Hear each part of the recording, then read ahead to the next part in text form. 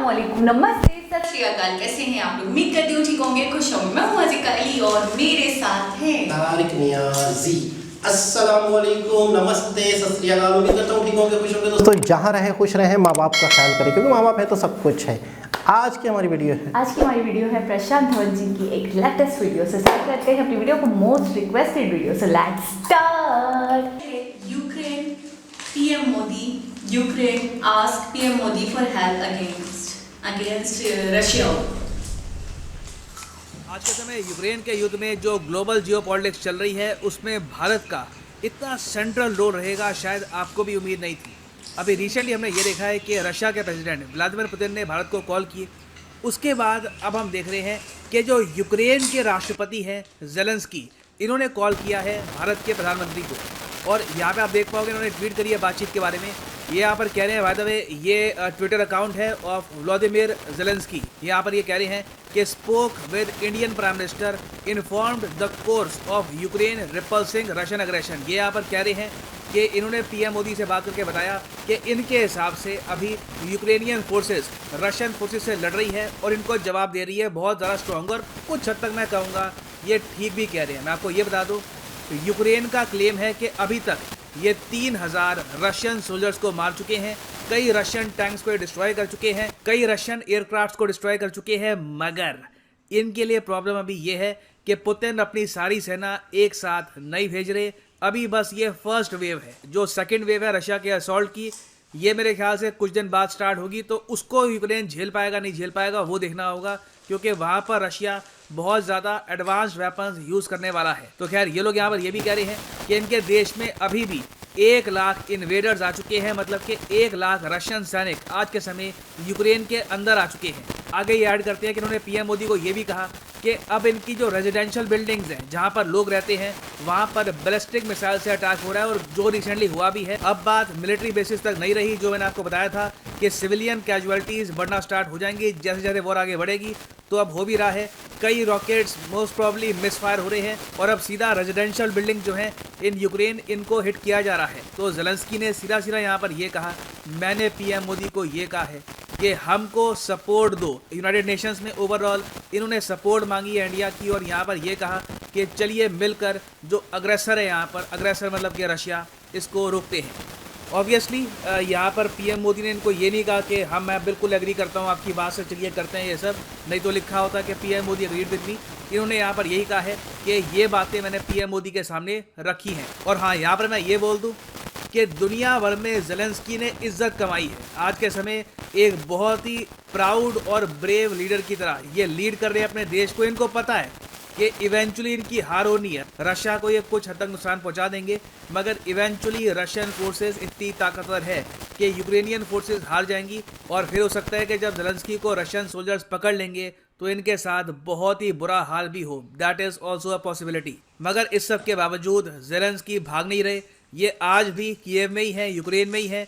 US ने इनको option दी कि चलिए हम आपको निकालते हैं क्योंकि आप रशिया के लिए हाई वैल्यू टारगेट हैं। जैसे ही यूक्रेन में ये न्यूज़ फैल गई कि ज़ेलेंस्की मर चुके हैं, सबका मोराल डाउन हो जाएगा। सारे जो सोल्जर्स हैं यूक्रेन के, ये भी कहेंगे कि अब क्या लड़ना, प्रेसिडेंट को ही मार दिया इन्होंने यहाँ पर। तो ज़ेलेंस्की ने इसके जवाब में यहाँ पर ये कहा कि लड़ाई कहाँ पे हो रही है? यूक्रेन में। मैं भी यूक्रेन में ही रहूँगा। I need ammunition. अगर मेरे लिए कुछ कर सकते हो तो गोलियां भेजो, वेपन्स भेजो, मुझे राइड की आवश्यकता नहीं है। और बिल्कुल इस स्टेटमेंट के बाद देखा गया है कि जो बाइडेन ने $600 मिलियन की असिस्टेंस अनाउंस करी है यूक्रेन के लिए। उसके अलावा जो बाइडेन ये भी कोशिश कर रहे हैं कि $6 बिलियन की असिस्टेंस देंगे ये यूक्रेन को, और वेपन्स भी प्रोवाइड करेंगे। हालांकि मैं यहाँ पर ये कहूँगा, स्लीपी जो थोड़े से यहाँ पर लेट हो गए। यूजुअली मैं स्लीपी जो बोलता नहीं हूँ, मगर यहाँ पर बोलना पड़ेगा कि अब जाके जब 1 लाख रशियन सोल्जर्स यूक्रेन में आ चुके हैं, अब आप इनको 600 मिलियन और जो वेपनरी देंगे, इसका ये लोग यूज भी कब कर पाएंगे, इसको इंटीग्रेट भी कब कर पाएंगे। खैर यूएसए अपने स्टेप्स यहाँ पर चल रहा है ना। इस वीडियो में मैं आपको ये बताऊंगा कि ज़ेलेंस्की भारत से चाहते क्या है। अब वोटिंग हो तो गई यूएन सिक्योरिटी काउंसिल में, अब इसके बाद क्या होगा, ज़ेलेंस्की की क्या यहाँ पर इच्छा है, डिस्कस करेंगे। काफ़ी कुछ आपको जानने को मिलेगा।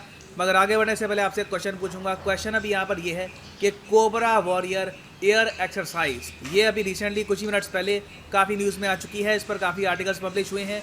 भारत ने यहाँ पर अनाउंस कर दिया था कि हम लोग पुल आउट कर रहे हैं इस एक्सरसाइज से। यूक्रेन के इशू को लेकर आपको ये बताना है कि कौन सा देश होस्ट कर रहा था इस युद्ध अभ्यास को, भारत खुद, जापान, यूके या फिर यूएसए। कमेंट सेक्शन में करिए उत्तर, सही आंसर मैं आपको दूंगा वीडियो के एंड में। नाउ फर्स्ट ऑफ ऑल, जब पीएम मोदी ने ज़ेलेंस्की से बात करी है तो उन्होंने प्राइमरली एक मुद्दा सबसे पहले उठाया है, वो है इंडियन स्टूडेंट्स इन यूक्रेन। और यूक्रेन को पता है कि इंडिया की जो मेन आज के समय कंसर्न है यूक्रेन को लेकर, वो है इंडिया के स्टूडेंट्स जो यूक्रेन में फंस चुके हैं।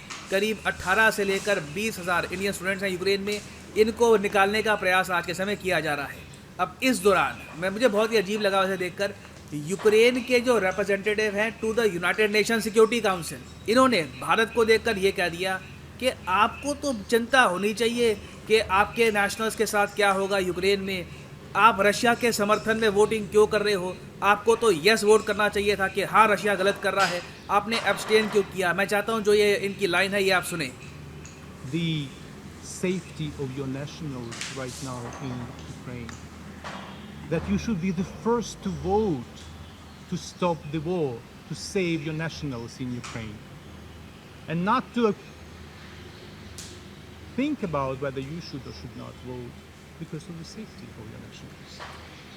बहुत ही अजीब तरीके से उन्होंने यहाँ पर बात Nothing करी to इंडिया के justify एम्बेसडर से to the missiles United Nation. इन्होंने यहाँ पर बार बार ये कहा कि आपकी नेशनल्स की सेफ्टी, आपको तो यहाँ पर रशिया के अगेंस्ट वोट करना चाहिए था। इसको लेकर ऑनलाइन कई लोग आपत्ति भी जता रहे हैं कि ऑलमोस्ट एक जो टोन थी ऐसे लग रहा था कि ये इंडिया को कह रहे थे कि unless you do this we won't do this. तो इंडिया के लिए डेफिनेटली आज के समय सबसे बड़ा कंसर्न ये है कि इंडियन स्टूडेंट्स को हम बाहर निकालें। इसके लिए हम एयर इंडिया की जो फ़्लाइट है B787 इसका यूज़ कर रहे हैं।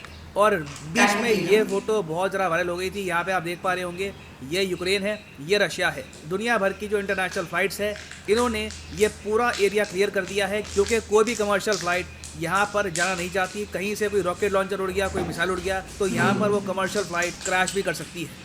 मगर देखिए बीच में कौन आ रहा है, एयर इंडिया। और एयर इंडिया ऑब्वियसली यूक्रेन में यहाँ पर लैंड नहीं करेगी। एयर इंडिया की फ़्लाइट्स आज के समय लैंड कर रही है रोमेनिया में, उसके अलावा हंगरी में, जो यूक्रेन के बॉर्डरिंग कंट्रीज़ हैं। और कोशिश ये की जा रही है कि इंडियन स्टूडेंट्स को यूक्रेन से बॉर्डर के ज़रिए पहले हम लेके जाए हंगरी में, उसके अलावा पोलैंड, वेरियस कंट्रीज़ में, और फिर वहाँ से एयर इंडिया एयरलिफ्ट कर लेगी इन स्टूडेंट्स को back home to India. Already मैं आपको ये बता दूँ कि करीब 500 के आसपास स्टूडेंट्स को हम इवैक्यूएट कर चुके हैं। धीरे धीरे जो ये नंबर है और बढ़ेगा। तो यहाँ पर आप देख पाएंगे पीएम मोदी ने कहा कि हमारी डीप कंसर्न है for the safety and security of Indian citizens in Ukraine. आगे इन्होंने यहाँ पर ये भी कहा है कि हम लोग ये भी कहते हैं कि युद्ध में विराम लगना चाहिए।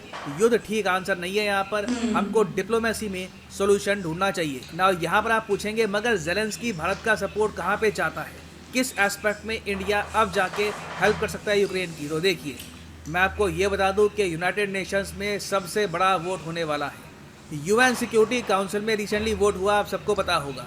चाइना, इंडिया और यूनाइटेड अरब एमिरेट्स ने एब्सटेन कर दिया, ना यस वोट किया ना नो वोट किया। यस वोट करते तो रशिया के अगेंस्ट जाता, नो वोट करते तो रशिया के समर्थन में जाता। तो इन दी एंड इस रेजोल्यूशन का हुआ क्या, रशिया ने खुद वीटो से रेजोल्यूशन किल कर दिया। मगर अब जो वोटिंग होने जा रही है ये होगी यूनाइटेड नेशंस के जनरल असेंबली में। सिक्योरिटी काउंसिल में तो आपको पता होगा सिर्फ 15 मेंबर होते हैं, वहाँ पे वीटो का सिस्टम भी होता है।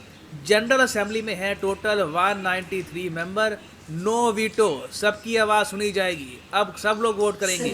जापान, पाकिस्तान, मुझे ये भी देखना है यहाँ पर कि पाकिस्तान कैसे वोट करता है। क्या पाकिस्तान भी इंडिया की तरह एब्सटेन करेगा या फिर ये लोग रशिया का समर्थन करेंगे, रशिया के अगेंस्ट जाएंगे, देखना होगा। मगर अब हर देश के लिए असली डिप्लोमेटिक अग्नि परीक्षा होगी कि क्या आप यूएस के साथ खड़े हैं या फिर आप रशिया के साथ खड़े हैं। जो प्रेशर अभी तक सिर्फ इंडिया फेस कर रहा था, इंडिया चाइना फेस कर रहे थे, अब ये फेस ऑलमोस्ट दुनिया का हर मेजर कंट्री फेस करने वाला है। और जो ये रेजोल्यूशन तैयार किया जा रहा है ये तैयार कर रहा है यूरोपियन यूनियन। और इन लोगों ने यहाँ पर ये कहा है कि इस रेजोल्यूशन में ये लोग ये लिखेंगे कि अभी के अभी रशिया की आर्मी को वापस जाना चाहिए अपने देश में, यूक्रेन की इन्वेजन इनको करनी चाहिए बंद। नाउ यहाँ पर आप पूछेंगे अगर जो ये 193 कंट्रीज़ है, मान लो हाइपोथेटिकली स्पीकिंग रशिया के अगेंस्ट वोट कर दिया यहाँ पर 170-175 कंट्रीज़ ने, तो उस केस में क्या होगा? देखिए उस केस में रशिया पर कोई पाबंदी नहीं होगी कि आपको फॉलो करना है रेजोल्यूशन। रशिया आराम से कह सकता है कि हम इस रेजोल्यूशन को रिजेक्ट करते हैं। जनरल असेंबली में कोई बाइंडिंग पावर नहीं होती। इंटरनेशनल प्रेशर इससे ठीक ठाक पड़ेगा, रशिया पर बिल्कुल इससे दबाव आएगा। अगर पूरी दुनिया ही, ऑलमोस्ट पूरी दुनिया यहाँ पर अगर रशिया को कह रही है कि प्लीज़ युद्ध पे विराम लगाइए, स्टॉप द वॉर, फिर उसके बाद रशिया के लिए बहुत ही डिफ़िकल्ट होगा मना करना। तो यहाँ पर आप समझ सकते हैं इंडिया का वोट बहुत हद तक मैटर करेगा, क्योंकि इंडिया एक ह्यूमंगस कंट्री है, ह्यूज पॉपुलेशन है। चाइना ऑब्वियसली रशिया के समर्थन में वोट करने वाला है। इंडिया से यहाँ पर उम्मीद ये है यूक्रेन को एक बार यस वोट कर देगा। इससे जो न्यूज़ बनेगी आप सोच नहीं सकते। चाहे कोई और देश यस वोट करे, नो वोट करे, डज नॉट मैटर। सबको पता है जापान यूएस का साथ देगा, सबको पता है कि चाइना रशिया का साथ देगा। इंडिया एक स्विंग वोट है, ये कहाँ जाएगा किसी को अभी 100% पता नहीं है। तो इसलिए ज़ेलेंस्की ने अब यहाँ पर कॉल करके पीएम मोदी को खुद कहा है समर्थन करिए हमारा, यूएन में एक बार हमारी तरफ वोट कर दीजिए। तो अब देखना यहाँ पर ये होगा कि क्या इंडिया यहाँ पर पुतिन को सपोर्ट करना बंद करेगा, क्या हम यहाँ पर एक बार रशिया के अगेंस्ट वोट करेंगे यूएन सिक्योरिटी काउंसिल में, क्या हम रशिया के अगेंस्ट वोट करेंगे। आप एक बार कह सकते हैं इंडिया अगर अगेंस्ट वोट करता भी है तो उसका कोई फ़र्क पड़ना नहीं है, but this will be very interesting to see कि इंडिया का स्टांस यहाँ पर क्या रहने वाला है। ना वापस आते हैं अपने एमसीक्यू की तरफ कि cobra warrior air combat exercise 2022 किस देश में होने वाली थी। तो सही उत्तर यहाँ पे है ऑप्शन सी, यूनाइटेड किंगडम। देखिए यहाँ पर मैं क्लैरिटी दे दूँ आपको, बीच में ये न्यूज़ आई थी कि इंडियन एयरफोर्स ने डिक्लेयर किया है कि इंडिया ने खुद पुल आउट कर लिया है यूके की कोबरा वॉरियर एक्सरसाइज से। देखिए ये ट्वीट इन्होंने करी, उसके बाद इंडियन एयरफोर्स ने खुद ही ये ट्वीट डिलीट कर दी, क्योंकि हो यहाँ पर क्या रहा है कि यूके खुद कोबरा वॉरियर एक्सरसाइज को कंडक्ट नहीं करने वाला। और ये सिर्फ 2 देशों का युद्ध अभ्यास नहीं होने वाला था, यहाँ पर सऊदी अरेबिया, इटली, वेरियस और कंट्रीज़ पार्टिसिपेट करने वाले थे। तो अभी के लिए यूके भी कह रहा है कि हम ये युद्ध अभ्यास कंडक्ट नहीं कर पाएंगे because of the tensions in Ukraine. और फाइनली यहाँ पर मैं ये भी ऐड कर दूँ कि लाइफ में अगर आप एक बार प्रॉपरली यूपीएससी एग्जाम की तैयारी करना चाहते हैं तो कमेंट सेक्शन में जाओ, यहाँ पे आपको मिलेगा। अच्छा, यानी चाइना हमेशा सपोर्ट करेगा रशिया को। परचेज कर पाएंगे अनअकैडमी का। जी जनाब। अच्छा, बहुत टेंशन का माहौल है, बहुत टेंशन के मामला आते हैं। अच्छा, इस वीडियो से ये अंदाज़ा हो रहा है कि इन फ्यूचर आने वाले वक्त में जब ये वाली वोटिंग होगी तो दुनिया 2 हिस्सों में बटेगी, ब्लॉग बनेंगे। अच्छा, बहुत पहले ऐसा होता था और अब ये चीज़ मेरे ख्याल में थोड़ी सी कम हो गई थी। हर शख्स, हर कंट्री से रिलेशन रखे हुए था मामलात की वजह से। कोई ना कोई किसी न किसी हवाले से किसी का कोई लिंक बनता था, तो वो कंट्री उससे भी रिलेशन रखता था और वो कंट्री दूसरे कंट्री से भी रिलेशन रखता है किसी न किसी वजह से, किसी न किसी लेन देन की वजह से कि मेरा इसके साथ ये ट्रेड हो रहा है, मेरा उसके साथ ये ट्रेड, ठीक है ना। अच्छा, पहले कुछ अर्से पहले ऐसा होता था कि आपने जब एक ब्लॉक पकड़ लिया रशियन या यूएसए, तो आपने उसी ब्लॉक में रहना है, उस ब्लॉक के ही उसूलों पे चलना है और वो ब्लॉक आपको प्रोटेक्ट भी करेगा और आपने उसके हिसाब से चलना है। तो वो चीज़ अब कुछ अर्से से कम हो गई थी, मांद पड़ गई है, हो गई थी कि हर कंट्री के साथ अपने मफादात की खातिर ताल्लुक़ रखे हुए था, जिसकी वजह से बहुत अरसे तक अमन भी था। ठीक है ना। अच्छा, ब्लॉक की वजह से ये होता है कि आपको आधी दुनिया से कटना पड़ जाता है। आपको आधी दुनिया मर भी रही है, जी भी रही है, तो आप पाबंद हो जाते हो, अपने ब्लॉक के साथ आप अटैच्ड हो, उन्हीं के साइड से बातें, उनके प्रिंसिपल्स, उनके रूल्स को फॉलो करोगे आप। अच्छा, बहुत अरसे तक पाकिस्तान की सब कहते हैं कि बहुत बड़ी गलती रही है अमेरिकन ब्लॉक के साथ रहकर, यूएस के साथ था, बिल्कुल ठीक है, बहुत बड़ी गलती रही है। जैसे उन्होंने कहता था हमने वो करना था हमारे।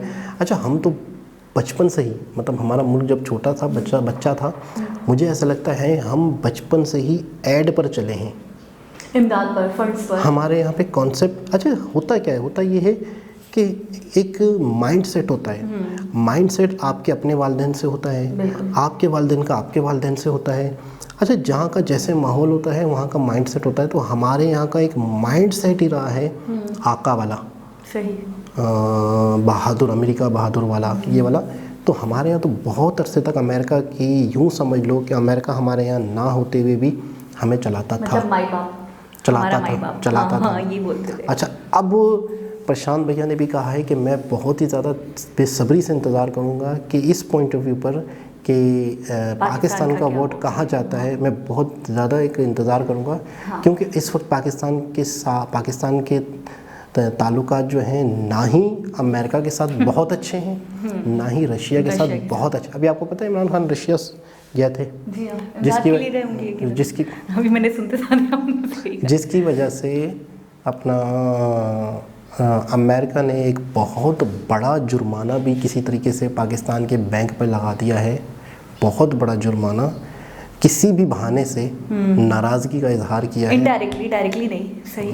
बहुत बड़ा जुर्माना, यानी कि एक बंदा जो भूखा है, कल परसों खाया था, यानी कि उसके पेट में जो है वो भी निकाल वो भी निकाल दिया।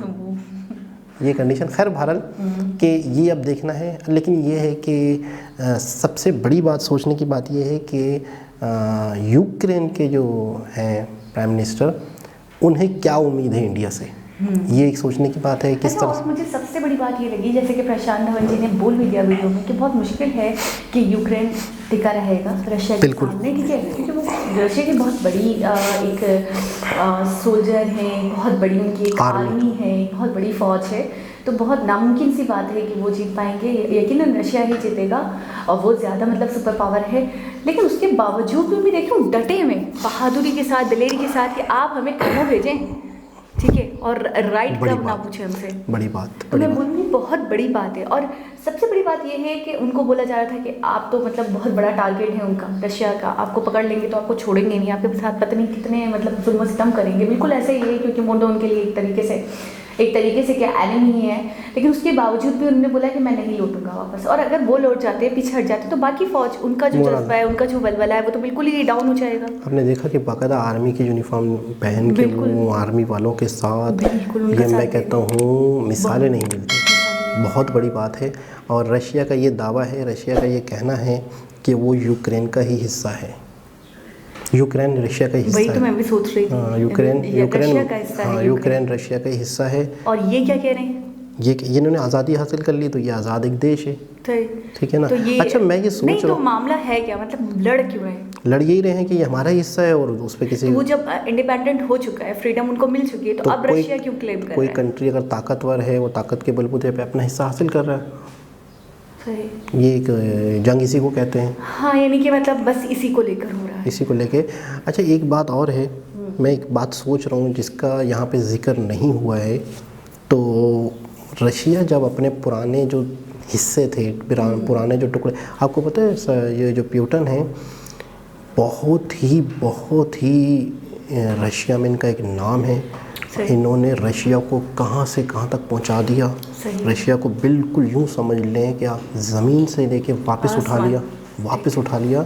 और ये भी बहुत ही स्ट्रगल करके यहाँ तक पहुँचे हैं। इनकी भी बहुत स्टोरी है, शायद हमने सरसरी तौर पे सुनी भी थी, शायद हमने कोई वीडियो पे रिएक्शन दिया था थोड़े दिनों पहले, मुझे याद आ रहा है शायद, कि इनकी अपनी एक इतनी ज़बरदस्त स्टोरी है कि इन्होंने रशिया को नीचे से ऊपर तक लाए हैं। तो इनका एक बड़ा असर और रसूख है। और इनके जहन में ये है प्लान, कौन सा वाला, कि जो रशिया बहुत पहले था वो करना है, ठीक है। तो मैं बहुत बुरे वक्त से मतलब है कि डर रहा हूँ कि रशिया के ये सारे देश टूटे थे। कौन से वाले? ये सारे देश जो 1992 में टूटे थे, अज़रबैजान, तुर्कमेनिस्तान, उज़्बेकिस्तान, काज़ाकिस्तान, टर्की थे ना, टर्की में थे ना वो, ये सारे रशिया के हिस्सा था। ये तो रशिया टूट कर टर्की बना? नहीं, ये जो 8 से 10 देश थे। आप कह रहे थे थोड़े दिनों पहले कि वो टर्की के टुकड़े हैं। नहीं, इसके हैं, रशिया के टुकड़े, रशिया के जो 92 में हुआ था ना, और ये हिस्सों में बढ़ गया। और उस हिस्सों का बंटने का जो वजह है, पाकिस्तान बड़े फ़ख्र से कहता है मैं हूँ। जब रशिया 2 मरतबा अफ़गानिस्तान पे हुकूमतें रही हैं, या वो हुआ है, हमले हुए हैं, या जंग रही है, एक रशिया के दौर में, जब रशिया यहाँ तक आ गया था, अफ़गानिस्तान तक, और इसको हासिल करने के बाद ये जो पानी है ना, कौन सा वाला, समंदर, यहाँ तक हासिल करना चाह रहा था अपनी रसाई। यानी कि जिस कंट्री के साथ, देश के साथ समंदर लगते हैं, पोर्ट बनती है, तिजारत होती है, सामान आगे पीछे होता है, तो इसकी हर किसी को तलाश थी। बिल्कुल। तो रशिया बहुत अरसे तक अफ़गानिस्तान में जद्दोजहद करता रहा, लेकिन पाकिस्तान का कहना है कि हमारी वजह से कामयाब नहीं हुआ, ठीक है। फिर अमेरिका रहा काफ़ी अरसे यहाँ पे, आज अमेरिका भी जा चुका है अफ़गानिस्तान से। इस पे भी पाकिस्तान अपना क्रेडिट ले रहा है। लेकिन आज अगर अब रशिया अपने करीब का एक देश है जो उसको हासिल करना चाह रहा है, तो क्या रशिया के माइंड में इन देशों का नहीं होगा? बिल्कुल होगा, क्यों नहीं होगा। और जिसकी वजह पाकिस्तान कह रहा हो कि मैं हूँ, आप कह रहे हैं फखरिया बता रहे हैं। फ़ख्रिया बताते हैं कि मतलब है कि मैं हूँ, तो मैं उस वक्त से खौफज़दा हो रहा हूँ, या उस वक्त सोच के हो रहा हूँ कि जब रशिया के माइंड में ये कहीं चीज़, हम भी रडार में ना आ जाए। हम भी और ये वाले देश भी, इस तो तरह अगर रशिया ने इसकी इब्तिदा कर दी है, कर दी तो अगर ये इब्तिदा यहीं पर रुक जाए, मैं अगर एक ख्वाहिश इज़हार करूँगा कि अगर ये इब्तिदा यहीं रुक जाए और यूक्रेन अगर आज आज़ाद है तो आज़ाद ही रहे, और रशिया के पास वैसे बहुत बड़ा देश है और रशिया अपनी तरक्की की तरफ मज़ीद तवज्जो दे। तो मैं एग्जैक्टली यही तो पूछ रही हूँ आपसे कि आप कह रहे हैं कि वो दोबारा से मतलब चाहते हैं कब्जा करना, तो जब वो अपने independent देश को बड़ा करना, अपने ही देश, सारे देश आसपास जो इसके थे, एक होता है ना कि यूएसएसआर का क्या मतलब था कि ये सारे देश बहुत सारे रशिया का हिस्सा था।